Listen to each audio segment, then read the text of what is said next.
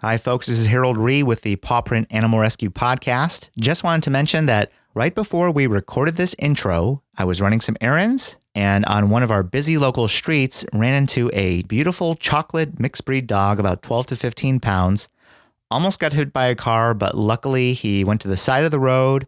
Someone on a bicycle, of all things, picked him up, brought him over to me, and hopefully in the next 24 hours, we'll rejoin him with his family. Just goes to show that no matter where you are, no matter what you're doing, there can always be that opportunity for you to lend a helping hand. Always look out for those stray cats, stray dogs, and don't be afraid to speak up. That's my lesson for today. Thanks, and on to the show. This is Pawprint, an animal rescue community.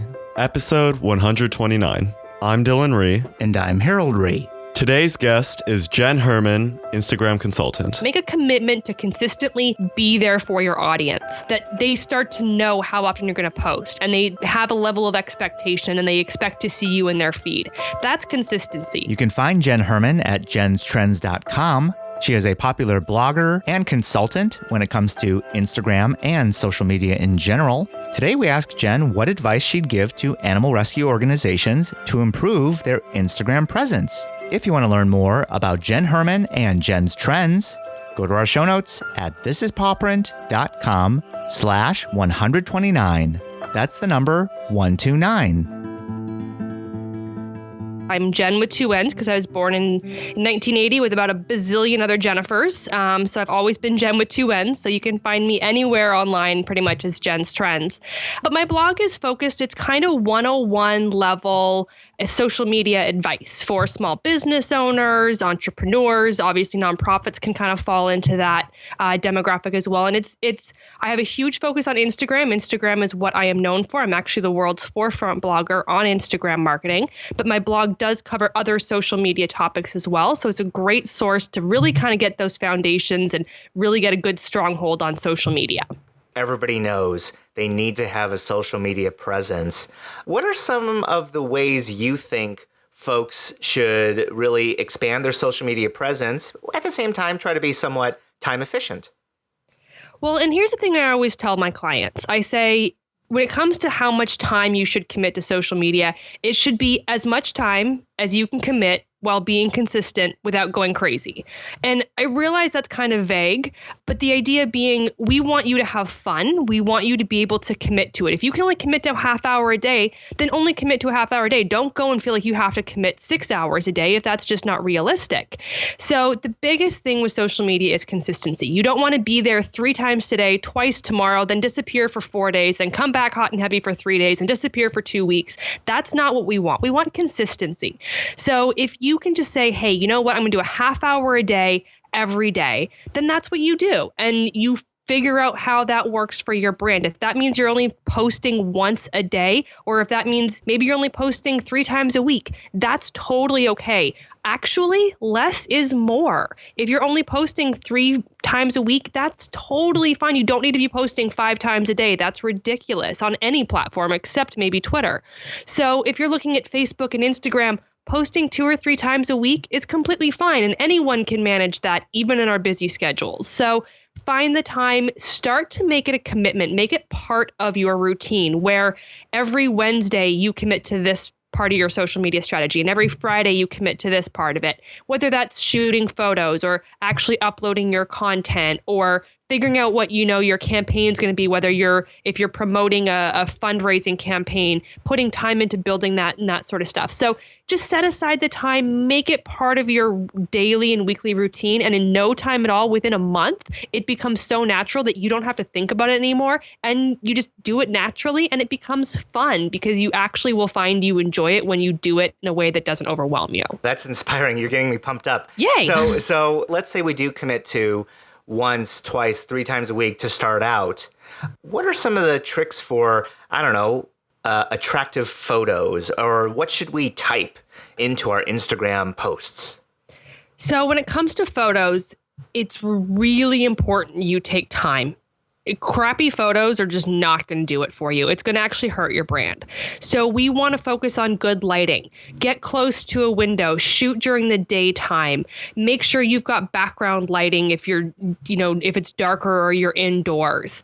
And then, think about things that are going on in the photo. We don't want heavily cluttered photos, which can be really hard to do a lot of times. You're snapping a photo of what you're doing in your animal rescue and in your office space and out at an event, and it's busy. There's lots of things going on. Look and see what you can do to kind of minimalize the content, because when you have a super cluttered, busy photo, people don't know what to focus on.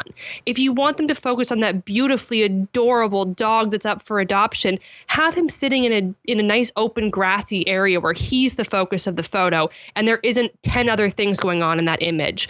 Look and see what you can do to draw in that focus.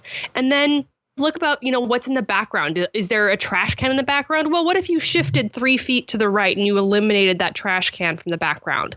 See what you can do to, keep a high quality, attractive photo, something that looks appealing. And then you want to go in and edit it. I never, ever take a photo and upload it directly to anything. And that's even like my own personal Facebook where I'm just uploading photos of my daughter. I edit everything because I'm neurotic. But go in and edit your lighting, your brightness, your contrast. Go in and edit your saturation and play with your tonal colors and these sorts of things. And most of this you can all do either directly on your phone and or within the Instagram app. And then within Instagram, you have the filters as well. So play with the filters that give your brand the styling and consistency you want. You'll learn really quickly what 3 or 4 filters give you the effect you want. And use those. They automatically enhance the photo and pull out the brightness, or they eliminate shadows, or they draw out the contrast and saturation and different effects that allow you to take what was a good photo and make it beautiful. Now, I always warn people, and this is why you want to figure out how much time you have. My average Instagram post will take me about 20 to 30 minutes when you factor in the amount of time it takes to shoot the photo, edit the photo, write the caption, add my hashtags, and upload.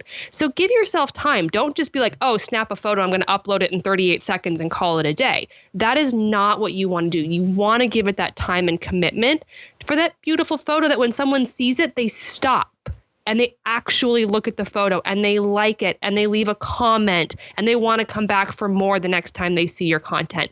It's not easy to do, and it takes time to figure out your style and kind of where you want to go with your branding and that sort of thing. But you'll get there and you'll figure out what that unique characteristic is that makes your photos your own. And once you've done that, your audience starts to recognize your photos. They recognize that style or that filter or that pop of color, and they start to know that it's yours, and they're more likely to engage. So give yourself the time to practice and look at other accounts and see what works and what do you like and how can you emulate that as well as a bit of inspiration. Folks tend to post blurry photos almost with the thought of, hey, I want to show that my dog's always on the move. Right. And it can, if it's used in the right context and if it's once in a while and if it's part of a story, like if you're like, this is Jack, the bouncing Tasmanian devil who can never sit still and needs a ton of, exercise. Look, we couldn't even get a single photo of him where he wasn't moving. Okay, if you want to make light of it for one situation and it's still like a great capture and you can still see the dog's face and characteristics and the background is all still good and it's well edited, you could play off that. But again, that would have to be like an exception to the rule. That would not be something you would want to do consistently. And that is hard with pets. I mean, trust me, I get it. I've got a dog and she does not sit still, even though I wish she would. But it can be hard to get those. And that's why sometimes, and I have a young daughter, trust me, she doesn't sit still very long either. And I will take 300 photos when we're out at a park. And one of them, I promise, will be in focus. So if it means just hitting that capture button on your phone and just snapping photos repeatedly and then go back and go through the 68 photos you took and find the best one, do that. Don't feel like, okay, I took a photo. Oh, that's what I have to work with. That is not how photographers work. You want to, for the sake of Instagram as a photographer, take as many photos as you can. Just snap, snap, snap repeatedly, and then go back and choose the best one. You always can go back and edit down. You can't add more content once you've left the scene. It's, do as much as you can while you're there and then pick the best when you get back. How about still photos versus video? So this really comes down to you and your audience. Now, personally, you'll find I don't use video for two reasons. One, I hate watching videos. I just don't have time for that in my life. And I'm really impatient. So I'm always a person who skips forward on videos. I can't sit still and just watch a video. I'm that person. But I also just don't like creating videos. I don't mind being on video. I just don't like creating them. So I don't create a lot of video. And as a result, after 4 years of doing this, I've created an audience that appreciates still photos and written words. And that's what works for my audience. When I create videos, I don't even get a lot of engagement because my audience isn't cultivated around video. Your audience may love video. And if they love video, you should be using it because that's what they want. You want to give them content that they're likely to engage with. And if they're likely to engage with video, give them video. If you're trying video and, once a week you're posting a video and it's just not getting the views, it's just not getting the engagement, then maybe that's not what's best for your audience, in which case you'll want to focus more on the photo content. But until you test it, I honestly cannot tell you right or wrong what's going to work better for you. I like the fact that you have a strong opinion based in your own experience. So thank you for sharing. Awesome. Some folks, they get on Instagram really maybe for the first time and they don't know quite how to set it up. What would be some of your suggestions? I talk about this all the time and we'll kind of breeze through it quickly, but they can always go to jenstrends.com and literally just go to the search and type in, Instagram profile and you'll find a ton of blog posts on this topic with a ton more information. But basically, you want to be, you want to have a good name and username. Now, the name is what shows up on the profile. The username is how you're actually known on Instagram. When you post, when you like or comment or engage with other people, you're always known by your username. So you want your username to be what people will recognize. That says something, that you are, whether it's a rescue organization or a nonprofit, or that you are a dog rescue or a certain type of breed of, dog rescue, or, maybe you specifically specialize in pit bull rescues or something like that. So make sure there's something in your username that defines who you are and what you do, that sets your brand that people can connect with. Then in your name, you want to have the name of your business, the name of your nonprofit, the name of your organization, whatever that is. And in between the name and username, you want to make sure there's a keyword for what people would be searching for. So for example, if you go to my Instagram profile, my username is Jenns_trends because that's my branding. And if you look at my name, it says Jenn Herman, Instagram expert. So if someone was to go to Instagram and search for Instagram expert, they would find me because that word is in my name. Because the name and username are the only two searchable criteria on Instagram. If someone goes and searches for anything, Instagram only looks at those two criteria when providing results. So if you want to be found for cat rescue, you'd better have cat rescue in your name or your username, that if someone's searching for that, they're going to find you. Or like I said, if you specialize in a specific type of breed of rescue or a certain kind of industry, kind of niche or something, make sure you have that criteria and that keyword that people would be looking for, that they will find you. That's super, super important. Next is your bio. You want your bio to be very descriptive as to who you are. Understand that most people are only going to look at your bio for the first time they come and decide if they want to follow your account. This is basically your 30-second elevator speech. This is how do you convince people to follow you? Because once they're following you, they don't care what your bio says. It's irrelevant to them. The bio is for those first-time visitors.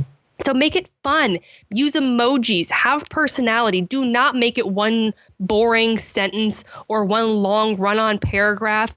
Put character and personality, and so like I said, use the emojis, pull on the emotional heartstrings, whatever it is that you can do to connect with people that says, this is an account I want to follow. This is an organization I want to be affiliated with in some way.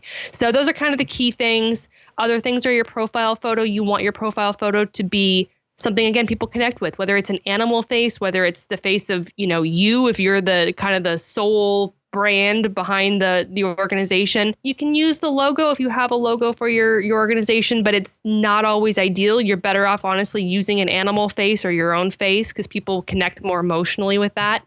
And then your URL, which is your link to your website. And that's really important. You have that in there because that's the only clickable link anywhere on Instagram. So you want to make sure that people can get to your website. Maybe it's your adoption page. Maybe it's your donation page. Maybe it's your blog page. Wherever you want people to go, that link needs to go to that location. And then if you want to get really crazy, you can always upgrade to a business profile, which I highly recommend because you get so many benefits. And again, you can go to my website and find out a ton more information on business profiles. But basically, upgrading to a business profile gives you the ability to put direct contact buttons on your profile. So on mine, I have email, meaning if someone clicks that email button, it literally opens up the email app on their phone and it already populates Jenn at jenstrends.com, and they just have to put in a subject and write me an email. I get emails all week long that people reach out to me directly from Instagram. You can set up your phone number in there, so you can put the phone number for your nonprofit, your organization, that people can literally call to find out more information about how to adopt or how to donate or whatever event you have going on. And it's literally a one-touch button right off of your profile that makes it so easy for people to contact you. And I highly recommend this for people that are like doing this, the nonprofits, the rescue organizations, and those sorts of things, because you don't want to risk losing people. If you have their attention and you say, call us and, to see if you want to adopt or see, who we have available, or call now to adopt this dog, have that call button on your profile so they can call you and you don't risk losing that emotional, immediate connection with that potential adoption person. I'm noticing more and more folks using the business profile. Now, how much is it for the upgrade? It's nothing. Wow. So it's a totally free upgrade. There is no disadvantage. And I have to stress that because everyone panics when they think of business pages on Facebook versus like their personal profiles and how reach is so much lower on Facebook. Right now, and I say right now because Instagram changes literally daily, but right now there's absolutely no negative effect to upgrading to a business profile. There's no cost associated with it. There's no reduced reach. There's no impact on the algorithm. It's only beneficial. You get those contact buttons and you get in-app analytics. This way, once you're a business profile, you actually get to see what is working on your account. You can see who your audience is. You can see when they're active online. You can see how many clicks you got to your website. You can see how many people viewed your different posts. I mean, you get all these analytics right within Instagram. You don't need a third-party app. So if you're newer to Instagram and you really are trying to figure out what's working and when you should be posting, having those in-app analytics is a huge guidance for you in terms of figuring out what you should be doing. Unbelievable stuff. Wow. We're speaking to Jenn Herman. You can find her at jenstrends.com. We're talking about Instagram, and Jenn is giving us a ton of valuable information. Would you recommend certain days of the week, certain times of the day that people should be posting? No. Again, because it's entirely dependent on you and your audience. I cannot stand when I see these articles that come out and say the best time to post on Instagram is Thursdays at 9:00 at night. I'm like, how do you know that? You know who's on Instagram on Thursday at 9:00 at night? People at the club. You know who's not donating and rescuing animals Thursday at 9:00 at night? People at the club. So that is not your ideal posting time. It may be. Maybe your audience is active Thursday at 9:00, but most people might find Tuesday at 8 a.m. or Wednesday at 6 p.m. And it's entirely dependent on your audience. It's dependent on their behavior. When are they online? Is your audience checking Instagram before they go to work or school in the morning? Are they checking it on their lunch breaks or after work or at night after the kids have gone to bed? You won't know until you actually see what your audience is doing. And if you have 100 fans, they might be 100 fans behaving a certain way. When you get to 500, they may be acting differently because you have 400 more people that are impacting that pool. So what may be working now may not be the same in 3 months or 6 months as your audience is growing in size. So you constantly have to be evaluating that. And keep in mind, if your ideal posting time is Tuesday at 9 a.m., that doesn't mean you only want to post Tuesday at 9 a.m. because that means you're alienating the rest of the days of the week and all the hours of those days. So you still want to look at other posting times, and you'll kind of figure it out the more you do this. Like for me, I know either early morning or late at night. Like for me, like 9, 10 o'clock at night gets great engagement closer to the end of the week, or early morning, 8 or 9 a.m. on weekdays. And I've just learned that. I know because when I post in those times, I get way more likes than if I post on a Wednesday at noon. It's like, hey, no one saw that. What happened? So you just kind of learn, but having those analytics in the business profile will help you figure that out a little bit sooner. I'm hearing from you that be consistent, but also be willing to sort of mix it up, have a little variety, at the same time, a consistent strategy. Absolutely. Consistency is about your frequency, meaning if you're going to post 3 times a week, post 3 times a week. If you're going to post 5 times a week, post 5 times a week. Make a commitment to consistently be there for your audience, that they start to know how often you're going to post, and they have a level of expectation and they expect to see you in their feed. That's consistency. Experimentation is always going on. You're posting times the day, the type of content. You know, if I post something with the color blue, is that getting more engagement? If our brand color is orange and I'm always posting the color orange, is that helping or hindering? You know, things like that. That's experimentation. That can always evolve and ebb and flow. But consistency is how frequently you post and you're present in front of your audience. I actually heard you talk a little bit about this on another interview. It's about the whole following and being followed strategy. I remember you said something that to be honest, I totally used since I heard it a few months ago, which was I would just tend to follow anybody, right? If someone followed me, I would follow them right back, regardless of whether I enjoy their content or not. And I remember you said, follow the people who you really find value in. And that helped me so much, Jen. You don't understand, because I'm like doing happy dance over here, Harold. Right. I'm doing happy dance for you. Yeah, exactly. Because I don't know why I kind of felt this weird pressure to always, it's like being friends with someone who wants to friend you. But instead, when I went more for the quality and how it impacted me, that made a big difference for me. So anyways, would love to get your own feedback on that.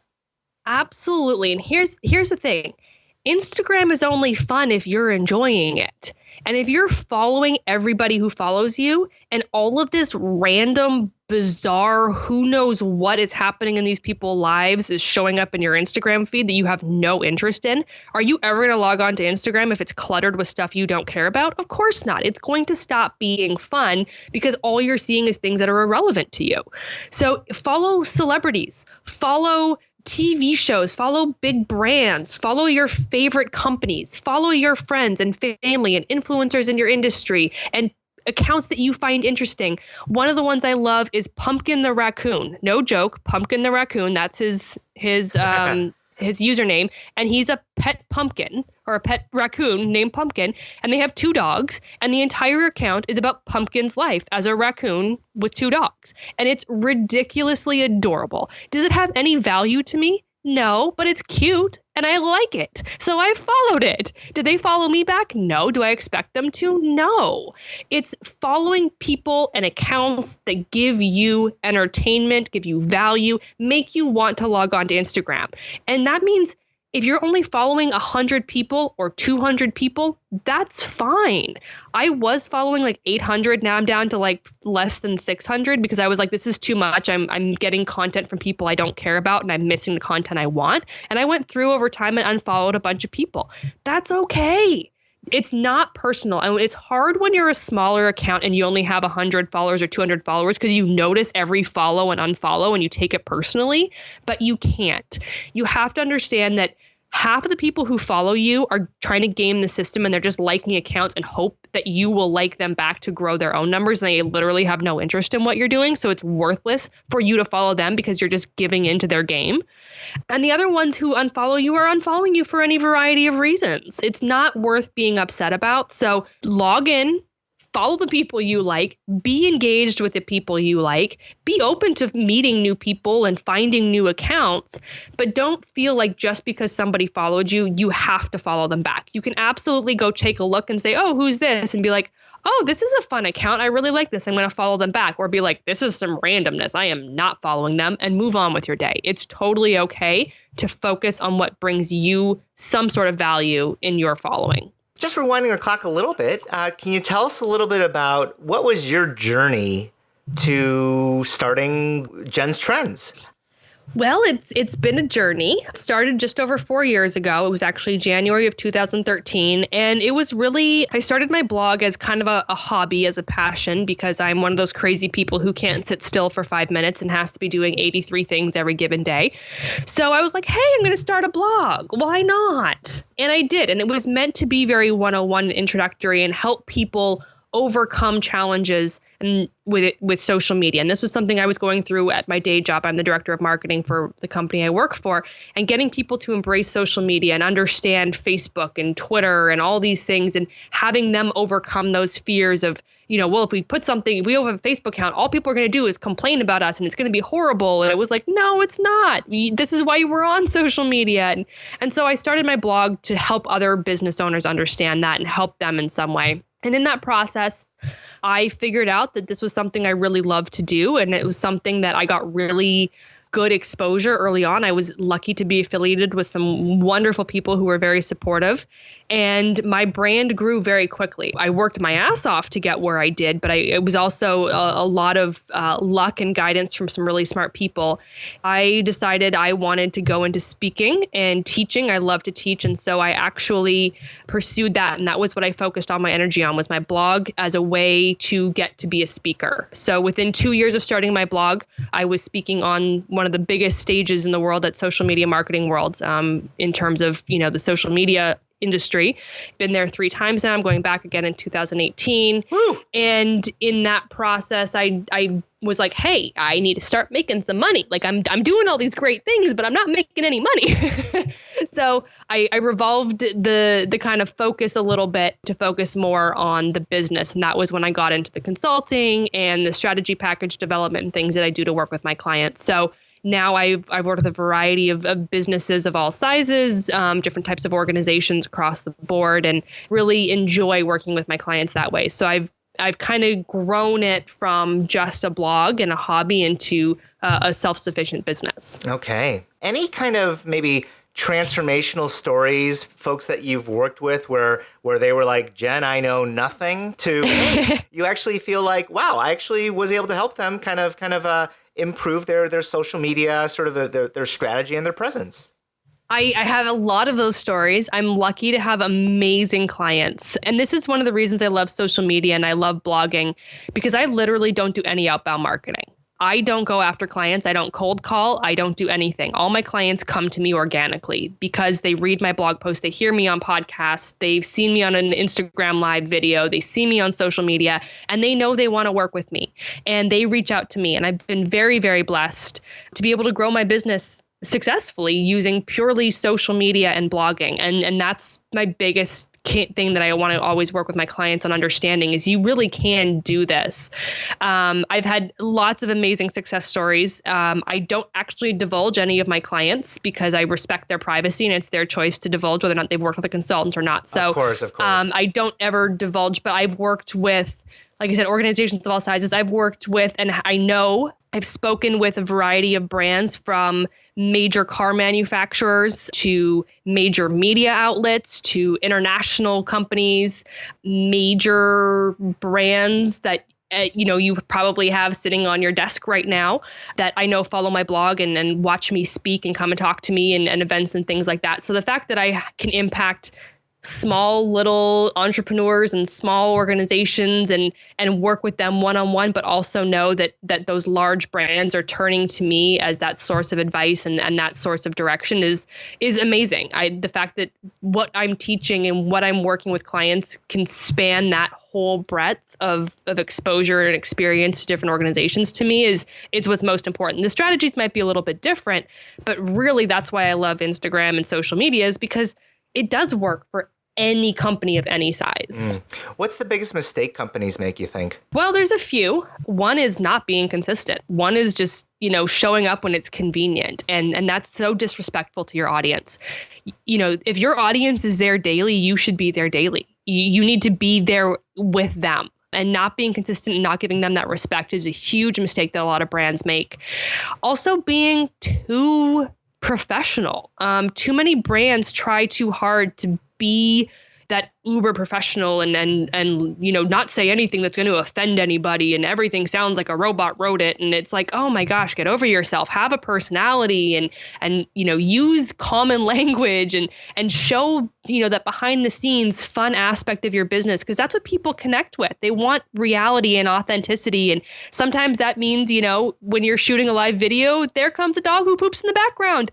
It happens, people. That's entertainment. People relate to that. When you edit that stuff out and make things look so perfect, people glaze over. That's not an emotional connection. So those are kind of, the big things. It's being consistent. It's being real with your audience, but also being present and engaged. So many people post to social media and then disappear. You go and look at their post and they have 10 comments and questions and not a single response or acknowledgement from the brand. And it's like, well, that's not being present. That's not building your community.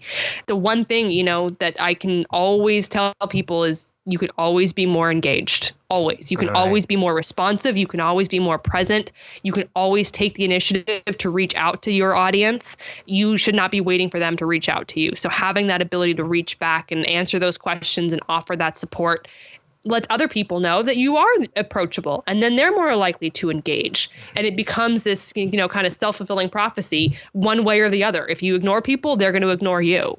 So you kind of really have to give that commitment to them. We're speaking to Jenn Herman of Jenn's Trends. Jenn, tell us all the different ways we can find you, and even tell us a little bit about some of the services you offer. Sure. So before I do that, I did want to point out, because I always love to give a good example. There's a great account that I love to follow, and it's in the same kind of nonprofit sphere, and it's Beatson Cancer, Beatson, and their username is actually Beatson Charity. So Beatson Charity, all one word.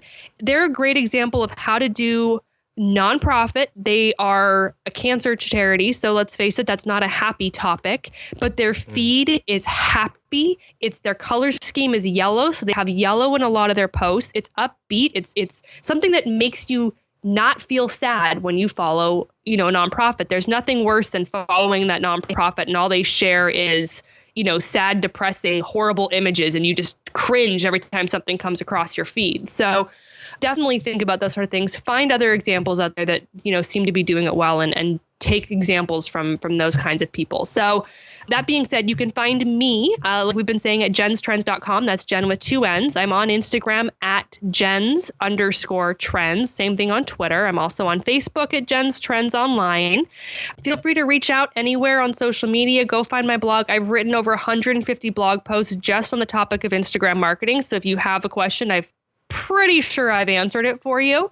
But I also cover a lot of other, like I said, social media topics, whether it's Facebook, LinkedIn, Twitter, Pinterest, social media in general, all that kind of stuff. So there's tons of information there as a resource for you. And if you sign up for the blog notification, you'll get an email every week so you never miss anything. And when it comes to the services I offer, I work one-on-one with most of my clients in the sense of I do consultations or strategy package development. Everything you can find on my website at jenstrends.com/services, including all of my prices. So there's absolutely, no confusion. You know what you're going to get charged right off the bat. And I also have a program called Jenn's Friends, which I really love. It's a small community. It's a membership program that I offer exclusively for Instagram marketing. So we hang out in a Facebook group, and I have a website that I upload training videos every month. We've got downloads available to you. And then in the Facebook group, I always share all the breaking news. If anyone ever has a question about a new update or how to do it on Instagram, the Facebook group is always there as a great resource to get immediate responses. And you have direct access to me on a daily basis, which is, in my opinion, invaluable. There you go. It's a great place to hang out. Thank you so much. Well, I guess we'll really just wrap up with this one question, which someone's going to listen to this, totally be inspired and pumped up to really use a lot of your strategies that you've mentioned on this interview. What do you think is really the first thing they should do once they do get that spark? So the first thing they should do is go use Instagram as a user. Don't go thinking if you haven't used Instagram, if you don't know what Instagram is, don't just jump on there and think you know what you're doing, because every platform has its own unique community, its way of engaging, its way of interacting. And you really want to understand how Instagram works first.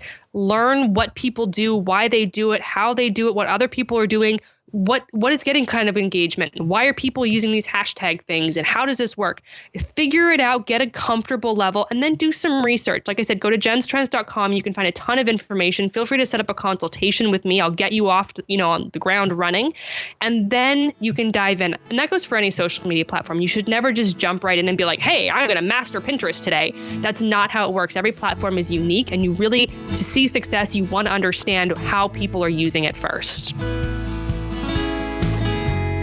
We just want to say thank you to Jenn Herman for sharing her story. If you'd like to learn more about Jenn, go to our show notes at thisispawprint.com/129.